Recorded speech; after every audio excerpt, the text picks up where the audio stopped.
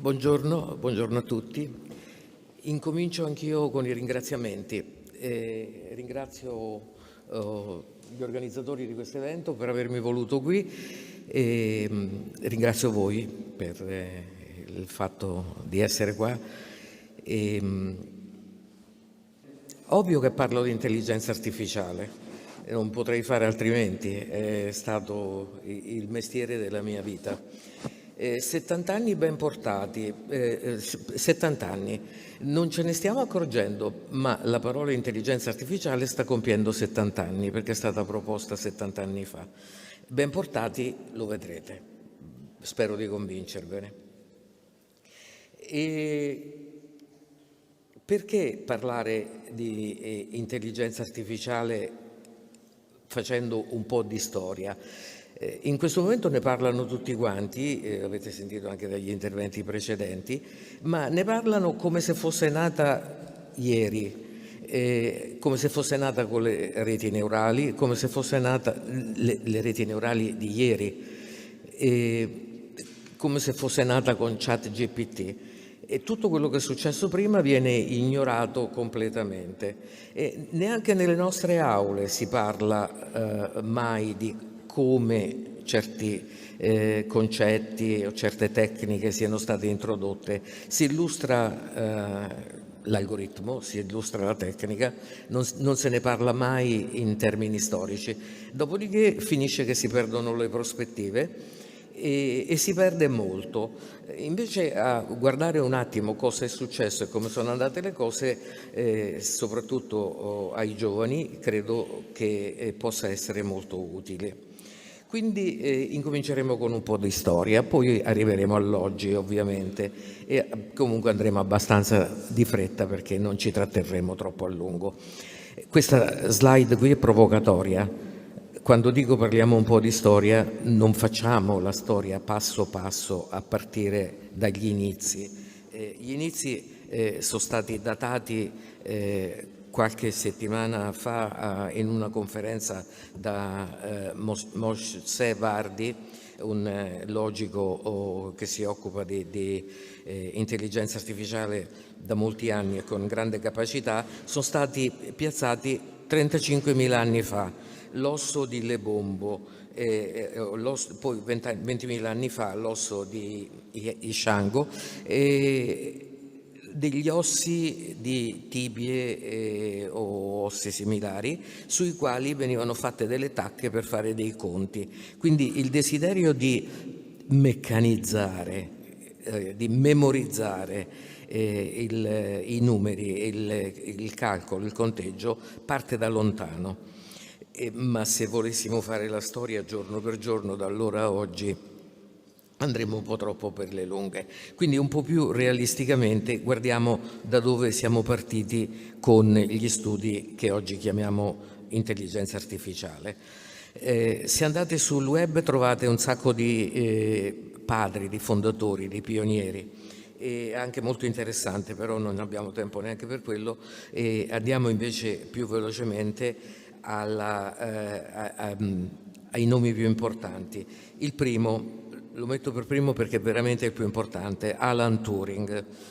Talmente poco noto che un famoso ricercatore greco in un suo articolo scrisse: la prima volta che ho letto il nome macchina di Turing sono andato sul vocabolario a cercare il significato del dizionario inglese, a cercare il significato del verbo to Ture, pensando che Turing ne fosse il genitivo. Stiamo parlando di Colaitis, non uno qualunque.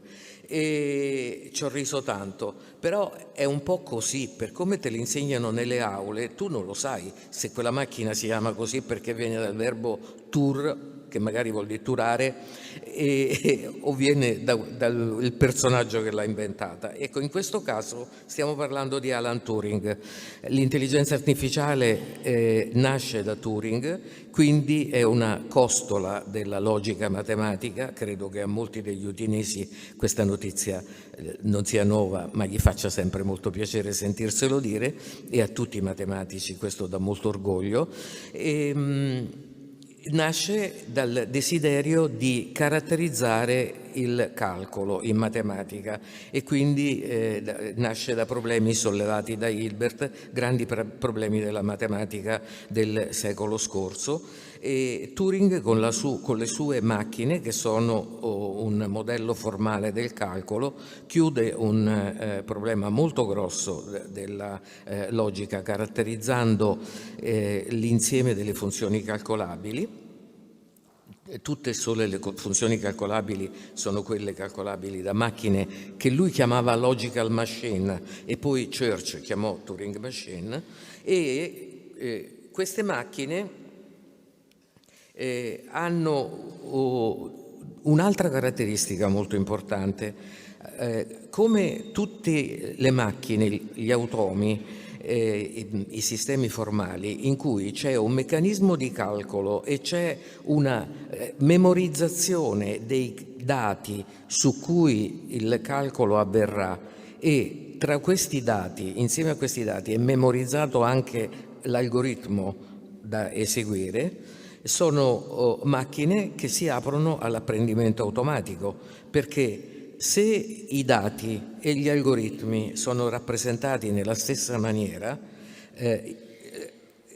la macchina universale, quella che esegue il calcolo, oltre a modificare i dati, può modificare anche le istruzioni, e quindi la seconda esecuzione di un algoritmo può essere migliore della precedente, la terza ancora migliore. Di qui la grande intuizione di Turing: le macchine possono imparare. Le macchine possono imparare, possono diventare intelligenti. Turing propose la machine intelligence, ancora non la chiamava artificial intelligence, era la machine intelligence, però il padre è stato lui. Poche storie, gli altri non possono avanzare queste pretese, quelli che sono venuti dopo. C'è un altro filone che non voglio sottovalutare, anche se credo si sia già capito. Io vengo da una laurea in matematica, quindi mi fa molto piacere dire che è nato tutto nell'ambito della matematica. Non si può sottovalutare il contributo di Wiener della cibernetica, dello studio dei sistemi naturali, e Wiener aveva come obiettivo quello di riprodurre attraverso macchine i meccanismi che permettono il controllo. Quindi lui è il padre della cibernetica, oggi diremmo è il padre dell'automazione. Tutto quello che è successo nel campo della cibernetica ha continuato a influenzare e a scambiarsi, avere scambi con il lavoro di Turing. Infatti in un articolo del 48 Turing cita tutto quello che è stato introdotto nell'ambito della cibernetica, comprese le reti neurali, che la gente pensa che siano nate l'altro ieri, invece sono state proposte all'inizio degli anni 40 anche loro. Mentre Turing fa questa grande proposta, il mondo comincia a vedere l'arrivo dei computer e comincia a fare delle riflessioni che oggi sono diventate veramente molto molto comuni, e sono quelle sull'impatto della meccanizzazione del pensiero e del ragionamento. Si pensa oggi che ci sarà una nuova rivoluzione industriale, o c'è una rivoluzione industriale in corso determinata dall'intelligenza artificiale.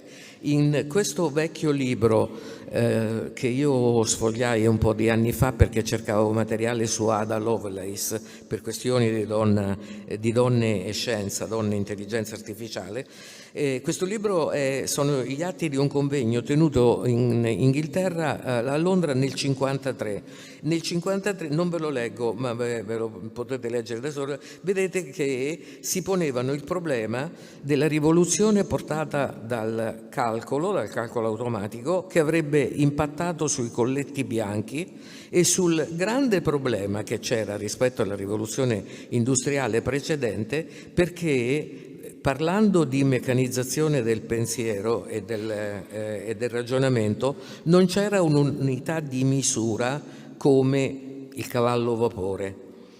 e questa non c'è neanche ancora oggi, non essendoci una definizione di che cos'è l'intelligenza umana. Sicuramente non si può definire e misurare con un qualche metro le unità di intelligenza artificiale realizzate nei vari apparecchi proposti. Ma per dirvi, quando sentite i gridolini, questo è nuovo, guardate che la comunità dei ricercatori e dei tecnologi si sta ponendo i problemi di oggi, se li sta ponendo veramente da parecchi anni, una settantina appunto. Adesso io ho fatto qualcosa per cui non riesco ad avanzare più il lucido. Ah, ecco, si è mosso. Finalmente siamo al nome intelligenza artificiale. Qualcuno l'ha introdotto davvero. Turing, come vi dicevo, lo chiamava machine intelligence. Chi ha usato per primo la dizione intelligenza artificiale è stato John McCarthy nella proposta che ha fatto nel 1955 per organizzare una scuola estiva che poi è stata tenuta nel 1956, la scuola estiva nota come la scuola di Dartmouth. Lui era professore assistente al Dartmouth College e che ha riunito le persone che in quel momento erano attive nello studio di cose che erano riconducibili a questa disciplina che si vedeva nascere e che lui appunto denominò intelligenza artificiale. Su questa slide vi ho messo le date 55-56, che sono quelle del seminario, ma avevo messo anche le date della nascita e della morte di McCarthy, che sono sicura che voi l'avete già notato. Vedrete che quando McCarthy ha fatto questa proposta aveva 28 anni. E quindi ai giovani che si diplomano oggi cosa dire? Ragazzi, guardate che le cose belle si fanno da giovani, quindi datevi da fare subito.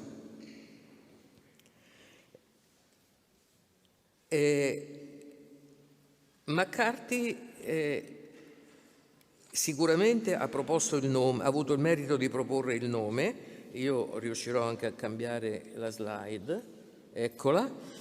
E McCarthy ha poi contribuito moltissimo alla ricerca in questo settore e ha diretto per molti anni uno dei laboratori uno dei più prestigiosi nel settore.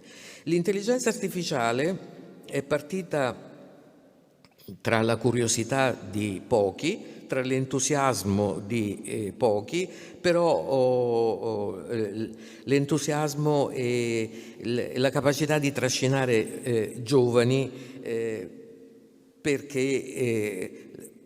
i temi che trattava erano estremamente intriganti, appassionanti.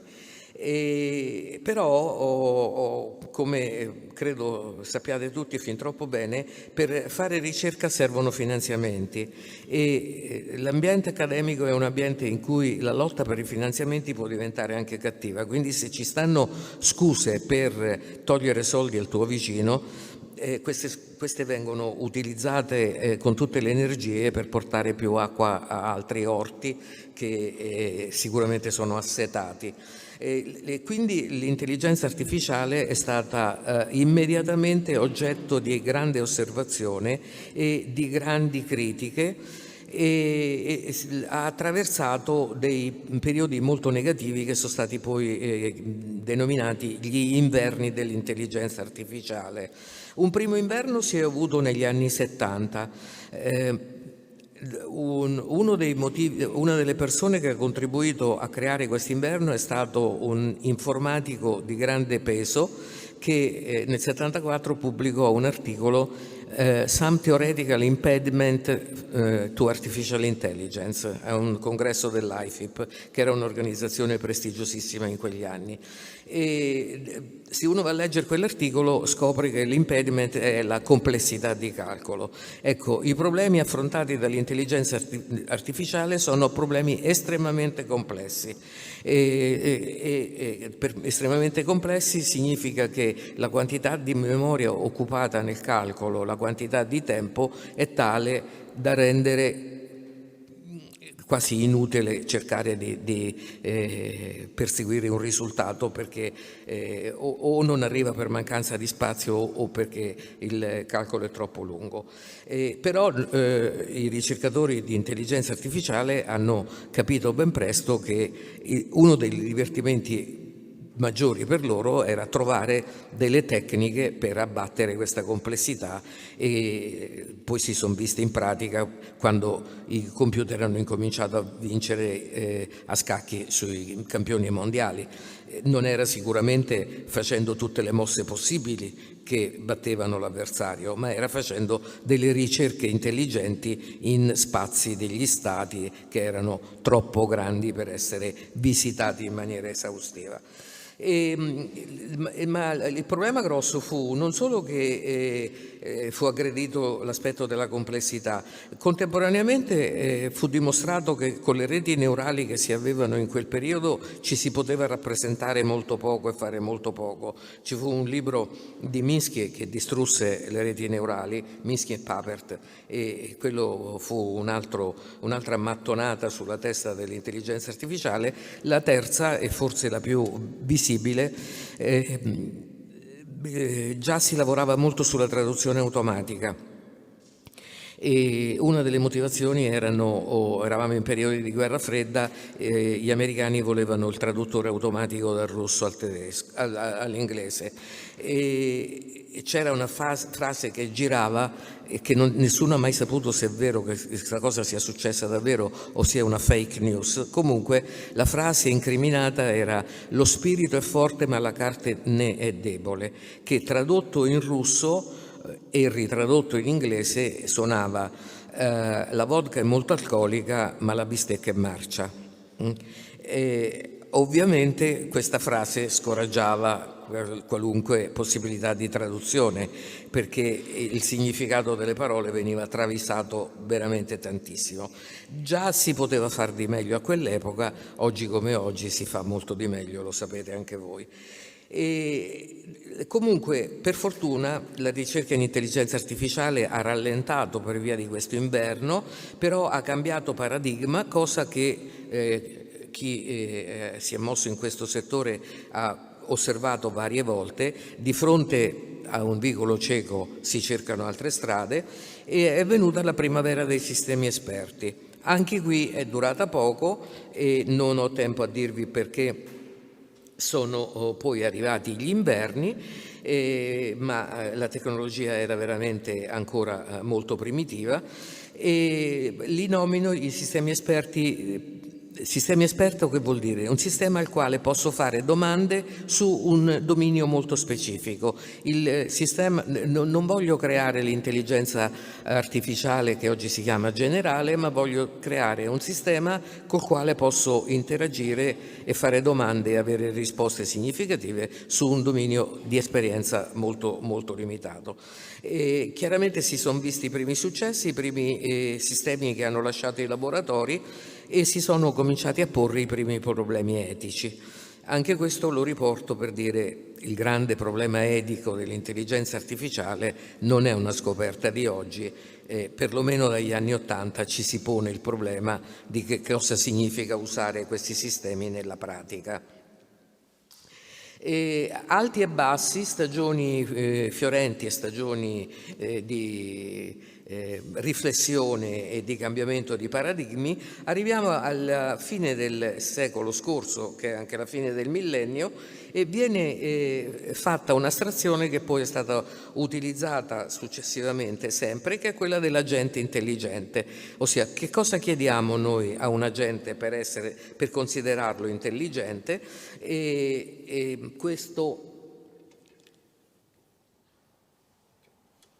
E questo soprattutto è stato proposto in un libro di testo che poi è stato adottato in praticamente tutti i corsi di intelligenza artificiale in giro per il mondo, scritto da Russell e Norvig. Un agente intelligente è un agente che percepisce dall'ambiente in cui gli si chiede di operare, attraverso quello che percepisce attraverso i suoi, virgolette, organi di senso, ragiona e fa qualche calcolo e decide qual è la prossima azione da eseguire. I suoi organi attuatori eseguiranno questa azione nell'ambiente in cui la gente si muove e il sistema andrà avanti.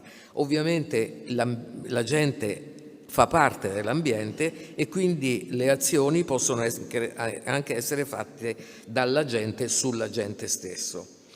E gli agenti intelligenti cambiano a seconda si cambia il modo di programmarli e cosa gli si mette dentro a seconda dell'ambiente che devono affrontare, soprattutto cambia a seconda che li si voglia mettere in un hardware e costruire quindi dei robot, o si voglia costruire un sistema software col quale avere una conversazione. Ma cambiano anche per quanto riguarda l'atteggiamento che manteniamo nel metterci dentro l'intelligenza che li fa ragionare. E qui ci stanno due grandi approcci: quello simbolico, più classico, più vecchia maniera, che è quello di scrivere un programma che permette alla gente di recepire l'input dai sensori e generare automaticamente il piano d'azione in risposta alla percezione che è arrivata. E questo si chiama di solito pianificazione automatica. L'altro approccio è quello di far imparare alla gente, all'agente con l'apostrofo, tutto partendo da una gigantesca rete neurale che con una gigantesca quantità di dati impara e poi è pronta ad eseguire. Ovviamente, soprattutto nel caso dei chatbot che fanno parte dell'oggi e dei sistemi di oggi, questo approccio è l'approccio usato e dà molti risultati, e è un approccio che piace moltissimo perché se questa impara da sola e non c'è da programmarla, è una macchina meravigliosa, no? Siamo tutti pigri in fondo e quindi ci piace trovare il piatto già pieno e riempito da altri. Con l'approccio agente intelligente e l'approccio del machine learning siamo arrivati a dei risultati veramente incredibili, incredibilmente significativi, proprio da un punto di vista applicativo. Chiaramente il grande successo non arriva soltanto dalla ricerca in intelligenza artificiale, arriva da tutto il progresso che c'è stato nelle tecnologie dell'informazione, nelle tecnologie della comunicazione, e io ho messo soltanto in fondo le tecnologie legate alla ricerca specifica in intelligenza artificiale. Oggi sono fattibili delle computazioni che 20-30 anni fa non ci si sognavano neanche. Soprattutto oggi è stata possibile una comunicazione, una raccolta dati attraverso internet e attraverso il web che era veramente lontano anche dalla fantasia più sfrenata di quelli che l'avevano progettati allora. Insomma, mai uno avrebbe pensato a un internet che collegava tutte le scrivanie in internet e un sistema di telefonia che collegava tutte le scrivanie delle case, degli uffici, dei laboratori del mondo, e poi con tutti i telefonini, eccetera, eccetera. Quindi sicuramente è la concorrenza di tutti questi avanzamenti tecnologici che ci porta alla situazione di oggi. No, sono andata indietro, scusate.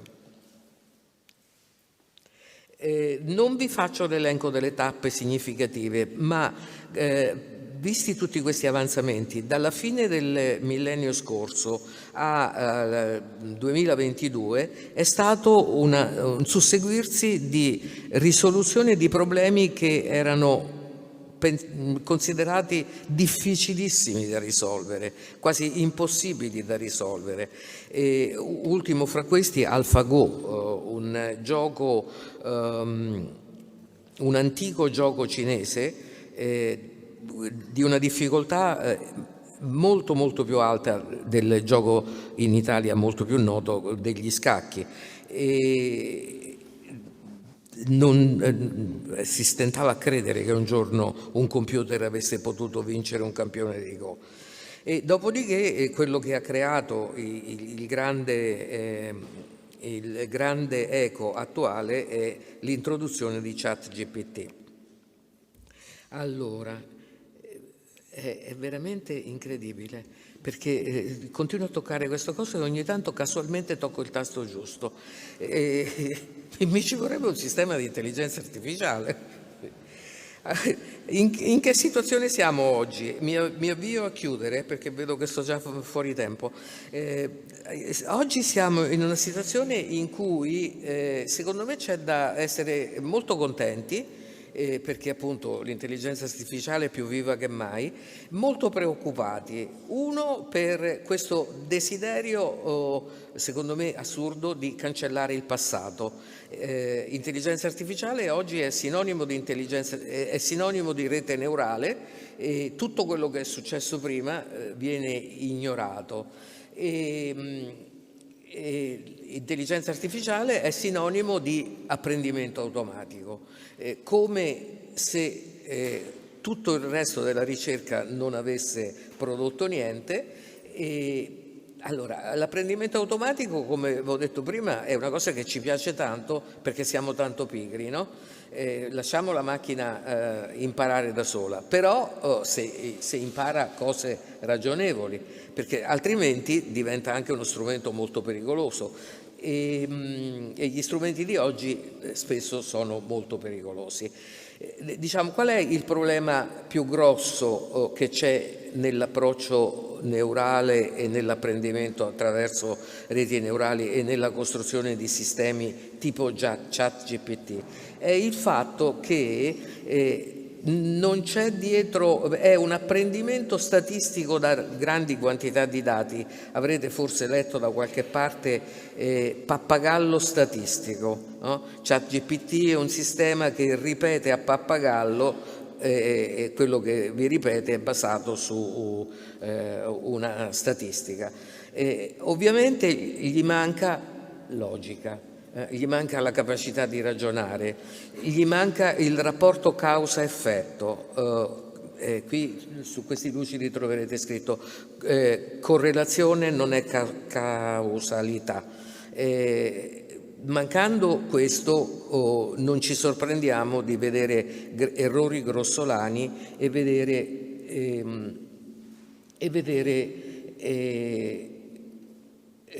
errori grossolani. Confusione, allucinazioni, si chiamano allucinazioni, ecco la parola che non mi veniva.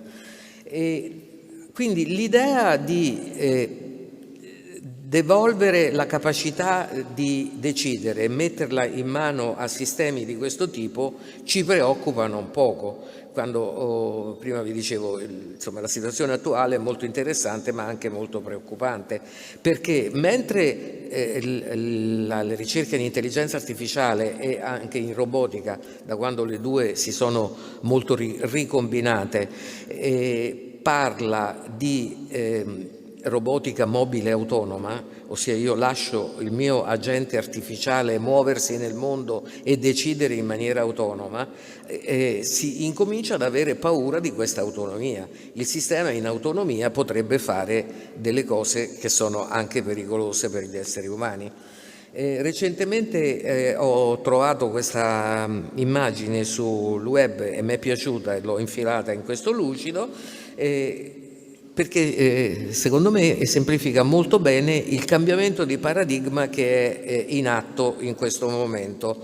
Ossia, il cambiamento di paradigma è non più la gente che si muove in autonomia o il sistema di agenti che si muovono in autonomia, ma la gente, il sistema che conserva l'essere umano nel loop, nel ciclo decisionale, e quindi la decisione non è più in mano all'essere meccanico autonomo, ma rimane in mano all'essere umano, che è il depositario dell'etica, della conoscenza, eccetera, eccetera. E altro cambiamento di paradigma, vi ho detto, nella ricerca in intelligenza artificiale ce ne sono stati molti. Questo è un cambiamento molto significativo di questo ultimo periodo. Uno potrebbe pensare che è una cosa ovvia, banale, e che si fa, basta mettere tutto in mano all'essere umano, sarà lui a decidere. Invece è molto complicato, perché se la macchina passa all'essere umano troppa informazione, lo sommerge e l'essere umano non è in grado di decidere. Se gliene passa troppo poca, l'essere umano non è in grado di decidere. Se l'essere umano non capisce, no? Non è che dice, sai, non capisco più niente, spengo il bottone e fermo tutto. Se è il mio computer, spengo il bottone e fermo tutto. Se sto operando un drone o un aereo, spengo il bottone e fermo tutto, quello casca. Quindi non è così ovvio cosa significa, come va tenuto l'essere umano nel loop per arrivare a un funzionamento che è sicuro e affidabile. C'è molta ricerca in corso, per fortuna. Adesso facciamo l'ultimo tentativo, eccolo. Oggi, domani. Del domani non c'è certezza. Dice, doveva arrivare questa per dircelo, ce ne eravamo accorti. No, grandi problemi, questo saltiamolo perché siamo molto in ritardo. Del domani non c'è certezza. Sicuramente alcune cose che ci vengono oggi vendute come grandi soluzioni dei problemi sono delle chimere. Insomma, fare degli algoritmi che siano che non risentano della conoscenza, della mentalità del progettista è una chimera. Fare delle basi di conoscenza su cui far partire l'apprendimento automatico che non siano biased, che non siano orientate, è ancora un'altra chimera. Quindi bisogna assolutamente coesistere con questi sistemi, sapendo che ci stanno dei limiti e sapendo che una via per correggere e minimizzare i danni potrebbe essere quella appunto di combinare il vecchio e il nuovo per fare sistemi più robusti. Bisogna gestire la complessità. Lo diceva Rabin nel 74 del secolo scorso, va detto di nuovo oggi, però oggi con una consapevolezza in più. Quando i padri fondatori parlavano di complessità, era già nel documento di Dartmouth il problema della complessità. Parlavano di complessità di spazio e di tempo di calcolo. Adesso c'è una complessità che ci fa molta più paura, che è quella di energia e acqua consumate. Credo che abbiate letto tutti quanti dei dati che sono agghiaccianti.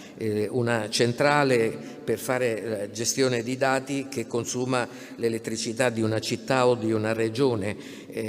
Insomma,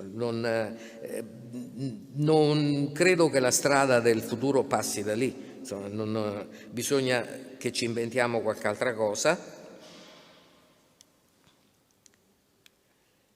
E l'ultimo spunto di riflessione è: ci dobbiamo inventare qualche altra cosa, e in questo qualche altra cosa dobbiamo recuperare i modelli di ragionamento umano, e non è solo accelerando le cose che si risolvono i problemi, o usando altri marchingegni. Bisogna guardare di più e meglio i meccanismi del ragionamento umano e i meccanismi di modellazione della conoscenza umana. Se noi vogliamo comprendere quello che un sistema artificiale fa, dobbiamo condividere il modello del mondo con questo, noi esseri umani, con questo agente artificiale, perché altrimenti non troviamo un terreno di dialogo comune, non capiamo quello che ci diciamo. E l'ultima cosa che voglio sottolineare è l'importanza del contesto per capire le cose. Un esempio ve l'ho dato prima con la frase lo spirito è forte ma la carne è debole, un altro l'ho trovato e mi piace molto, quindi con questo chiudo, Marcus e Davis, uno psicologo cognitivo e un informatico della New York University, pubblicano nelle communication dell'ACM in un articolo nel 2021 questa figura con la domanda: è una B o è il numero 13? Voi che dite? Guardatela adesso. Chiaramente è l'una o l'altra, a seconda che io la inserisca in un contesto piuttosto che in un altro. Se lo metto in una riga di lettere dell'alfabeto è una B, se la metto in una colonna di numeri è il 13. Ecco, se noi vogliamo addestrare una rete neurale, far ragionare ChatGPT, eccetera, per risolvere questo problema, forse ci riusciamo anche, ma non ne sono sicura. E noi esseri umani non ci pensiamo neanche un momento. L'abbiamo visto a occhio nudo che è una figura intrinsecamente ambigua, ma il contesto ce la disambigua immediatamente. Un augurio ai giovani diplomandi che io riuscirò a... l'augurio è quello di vivere la frase tanto cara ad Alan Kay. Alan Kay ha fatto molto per l'intelligenza artificiale, anche se difficilmente viene ricordato, perché lui ha contribuito molto all'hardware e al software per l'intelligenza artificiale. Non c'è una ricerca specifica di un algoritmo legato a lui. Ha fatto molto e il laptop che ho riportato in questo lucido lo ha progettato insieme a Papert. Doveva costare $100, $150 per essere distribuito ai bambini in Africa. C'era qualcuno che si occupava di diffondere la conoscenza prima di arricchirsi con l'intelligenza artificiale. La frase che Alan Kay, gli ho sentito dire in credo tutte le sue conferenze, è: la maniera migliore per prevedere il futuro è inventarlo. Quindi, cari diplomandi, auguri, inventate il futuro.